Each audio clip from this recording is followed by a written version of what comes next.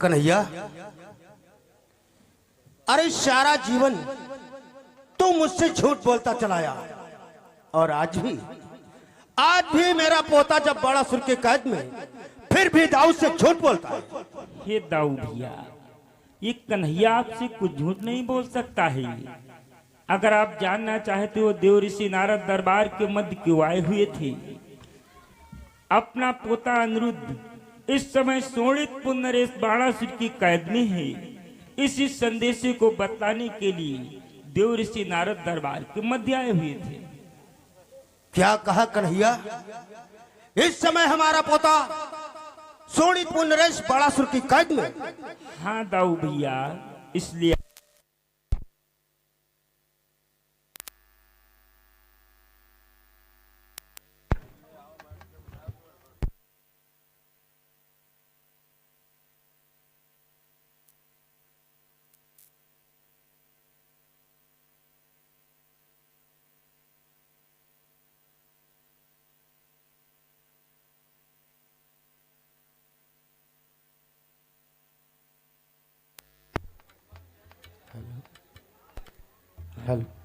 इसलिए आओ दाऊ भैया, दरबार में बैठकर विचार विमर्श करते हैं किस प्रकार से अपने पोते अनिरुद्ध को शोणितपुर नरेश बाणासुर की कैद से छुटाया जाए।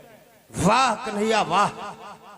अरे तू यहाँ बैठकर विचार विमर्श करेगा, उसके बाद सेना का प्रबंध करेगा, तब तक को दुष्ट बाणासुर ना जाने हमारे पोते को कौन सा दंड दे बैठे। इसलिए तुम यहाँ पर बैठकर विचार विमर्श करो और मैं तत्काल बाणासुर पर आक्रमण करता हूँ। चलो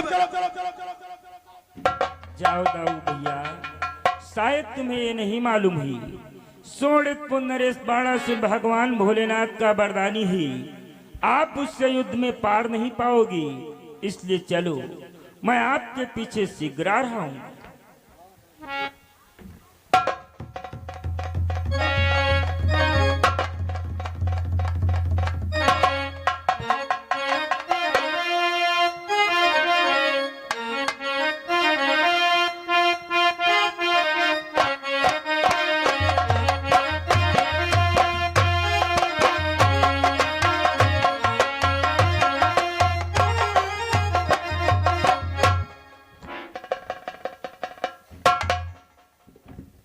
दरबार, ये सामने से उड़ती हुई धूल, लगता है कोई शत्रु आक्रमण कर रहा है।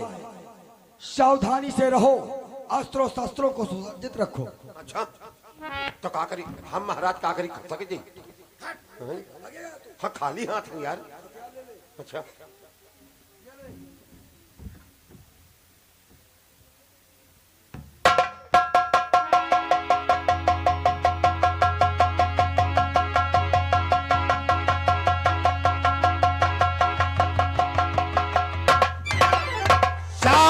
बाणासुर,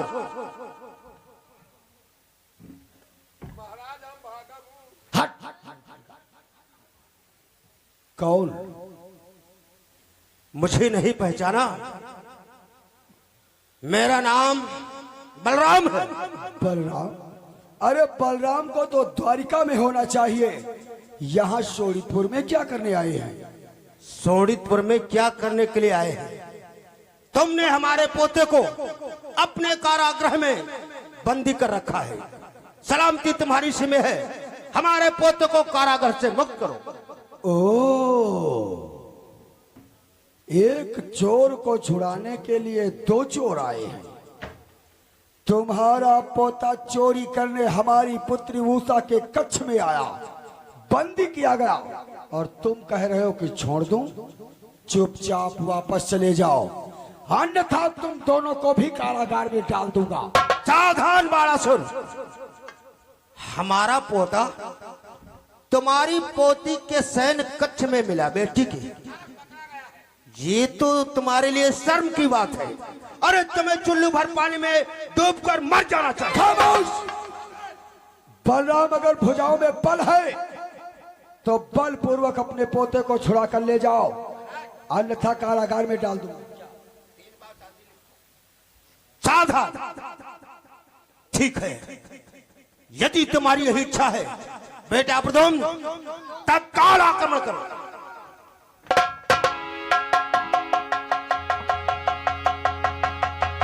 ठहरो बेटा प्रद्युम्न, तुम इस शोणितपुर नरेश से विजय को नहीं प्राप्त कर सकते, क्योंकि ये भगवान भोलेनाथ का वरदानी है।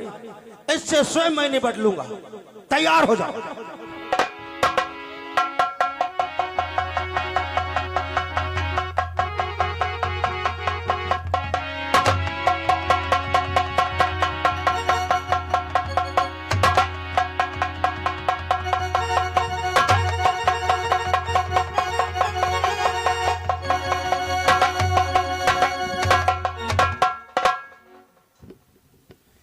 तूने मेरा अस्त्र काट दिया, फिर भी मैं तुझे जीवित नहीं छोड़ूंगा। अपने हल मूसर का आवाहन करके तेरा प्राण करूंगा। ओम नमो भगवते वासुदेवाय। ओ कौन? कन्हैया, तू फिर बीच में आ गया।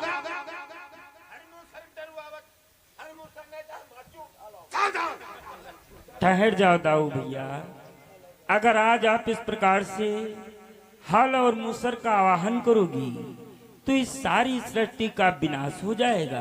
हो जाने दो सारी सृष्टि का विनाश, मुझे इस समय अपने पोते से मतलब है। नहीं दाऊ भैया, क्रोध को शांत करो और जाओ, तुम द्वारिकापुरी के लिए जाओ। मैं अपने पोते अनिरुद्ध को संध्या तलक छुड़ा के द्वारिकापुरी आऊंगा। वाह कन्हैया वाह, अरे सारा जीवन तू मुझसे झूठ बोला, और आज भी जब मेरा पोता इस बाणासुर की कैद में, फिर भी आज से मुझे बहकाकर हटा देना चाहता है। दाऊ भैया, अपने कन्हैया पे विश्वास करो और तुम जाओ, द्वारिकापुरी के लिए प्रस्थान करो। मैं शीघ्र ही तुम्हारे पीछे ही अपने पोते अनिरुद्ध को छुड़ाकर शीघ्र द्वारिकापुरी के लिए लाता हूँ। कन्हैया, अगर ऐसी बात है तो मुझे वचन दे कि तू मेरे पोते को छुड़ा करके ही वापस आए। दाऊ भैया, मैं तुम्हें वचन देता हूँ, मैं संध्या तलक अपने पोते अनिरुद्ध को द्वारिकापुरी लेकर आऊंगा। ठीक है, चलो बेटा।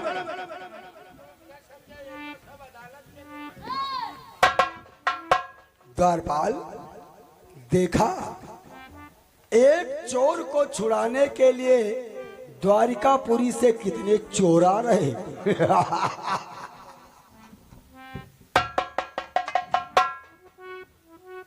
अब आया है असली चोर मैदान में। बाणासुर, देखो, तुमने हमारे पोते अनिरुद्ध को कारागृह में डाल दिया है, इसलिए मैं तुमसे केवल इतना ही कहता हूँ, हमारे पोते अनिरुद्ध को शीघ्र ही कारागृह से मुक्त करो। मैं तुम्हारे अपराधों को क्षमा कर दूंगा। तू क्षमा करेगा बाणासुर के अपराधों को? अरे नचनिया गंवार, अहीर का छोरा, गली गली में थोड़ा मक्खन चुरा चुरा कर खाने वाला, गोपिकाओं के साथ में नृत्य करने वाला, और अपराध क्षमा करेगा बाणासुर के? चुपचाप यहाँ से अपनी सेना लेकर वापस चला जा, वरना इतने बाढ़ मारूंगा कि यहाँ से द्वारिकापुरी नहीं जा पाएगा। ए बाणासुर, अपनी जुबान को लगाम दी। मैं तुझे भली प्रकार से समझा रहा हूँ, अगर अपनी भलाई चाहता है तो हमारे पोते को छोड़ दे। क्या पोते को छोड़ दूं?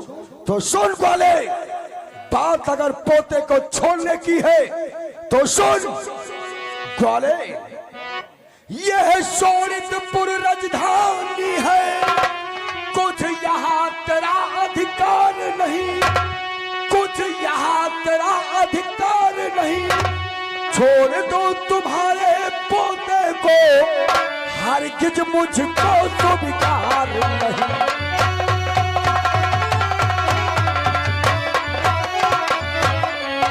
छोड़ दो तुम्हारे पोते को, हरगिज मुझको स्वीकार नहीं।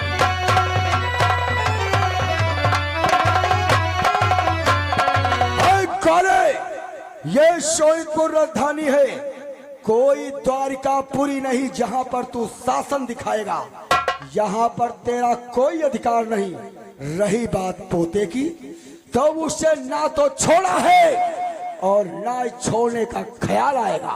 ए बाणासुर, शायद तुझे नहीं मालूम है बाणासुर कि दे छोड़ हमारे पोते को, अन्यथा बुरा फल पाएगा।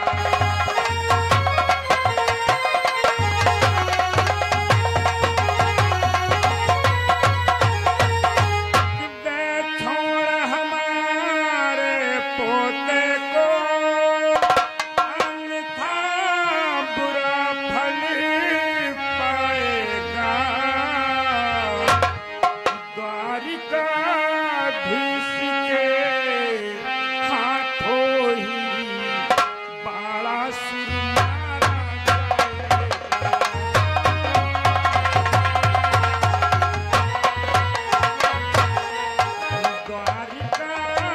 द्वारिकाधीश के हाथों ही बाणासुर मारा जाएगा।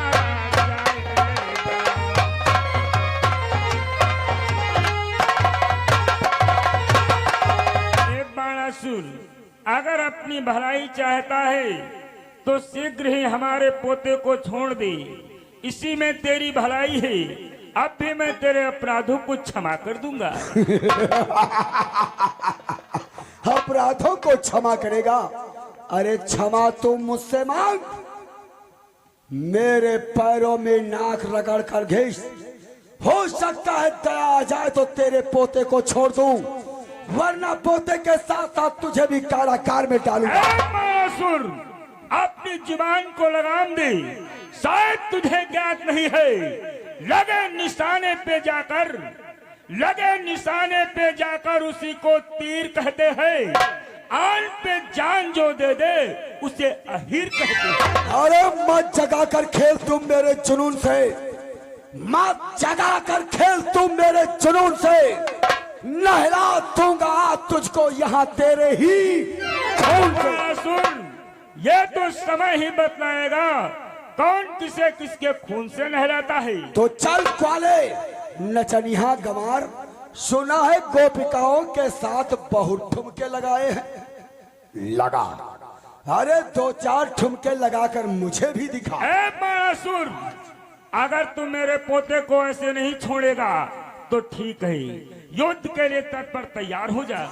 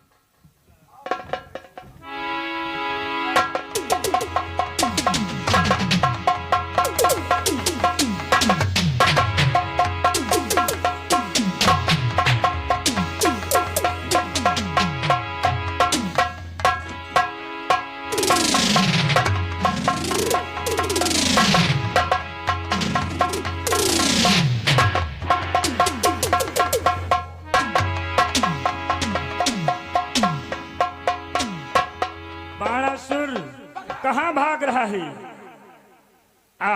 मुझसे युद्ध कर, देखता हो तो कहाँ तक भागता है। आज मैं तेरा पीछा छोड़ने वाला नहीं हूँ, भाग ले।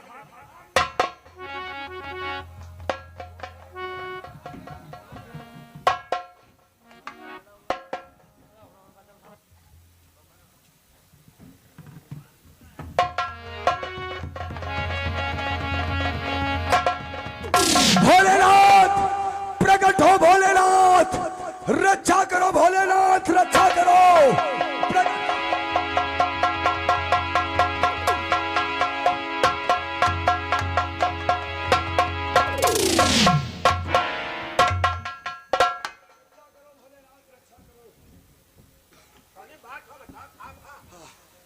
क्या हुआ भक्तराज बाणासुर?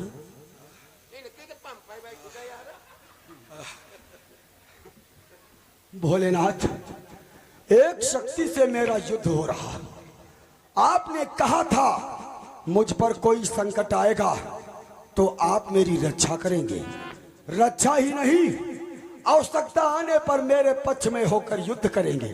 कहा अवश्य। तो इसलिए भोलेनाथ, विलंब मत करो, हमारे साथ चलो और अतिशीघ्र हमारे साथ चल करके उस शक्ति से युद्ध करो। चलो भोलेनाथ। बाणासुर, तुम्हारे शत्रु से हम स्वयं युद्ध करें? भोलेनाथ वचन दिया है। और तुम्हारे भुजाओं की खुजलाहट को क्या हुआ? कोसों दूर चली गई। क्या कोसों दूर हो गई भोलेनाथ। खुजलाहट कोसों दूर? युद्ध करो चल करके भोलेनाथ। घबराइए नहीं भक्तराज,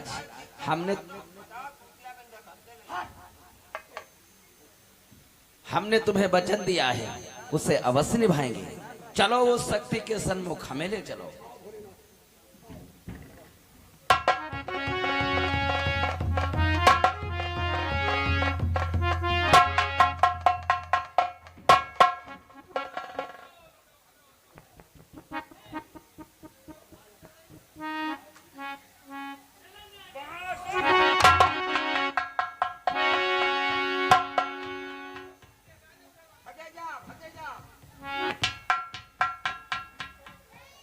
हे जन जन का कल्याण करने वाले पार ब्रह्म परमेश्वर, द्वारिकाधीश के चरण कमलों में भोलेनाथ का कोटि कोटि प्रणाम स्वीकार हो।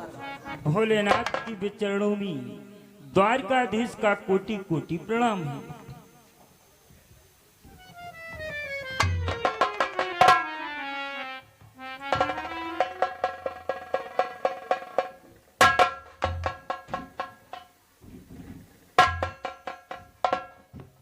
यह क्या? द्वारिकाधीश प्रणाम, भोलेनाथ प्रणाम। लगता है सुबह सुबह भोले बाबा ने 2.5 किलो भांग चढ़ा दी है। भोलेनाथ, भोलेनाथ, यहां पर प्रणाम नहीं करना, परंतु युद्ध करके इसे समाप्त करना है भोलेनाथ। लगता है बुद्धि के साथ साथ तुम्हारी मति मारी गई है। तुमसे किसने कहा हम प्रणाम कर रहे थे? प्रणाम नहीं तो फिर क्या कर रहे थे भोलेनाथ? बाणासुर, शत्रु कितना ही निर्बल हो किंतु उसे निर्बल नहीं समझना चाहिए। अच्छा, ये द्वारिकापुरी वाले हैं, ये मायावी हैं, छलिया हैं, कपटी हैं, इसलिए हम झुककर इनके बल की थाह ले रहे थे। ऐसा तो नहीं कोई ऐसा अस्त्र छुपा कर लाया हो जिसका तोड़ हमें न मालूम। तो क्या हुआ? अस्त्र तो नहीं है। तुम क्यों घबराते हो? क्षण भर में अभी इनको मारकर भगाते हैं।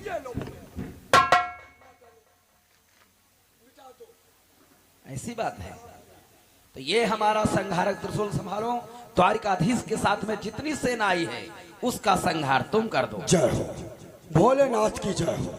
भोलेनाथ, आप इस ग्वाले को मार डाले और मैं तब तक इसकी सेना।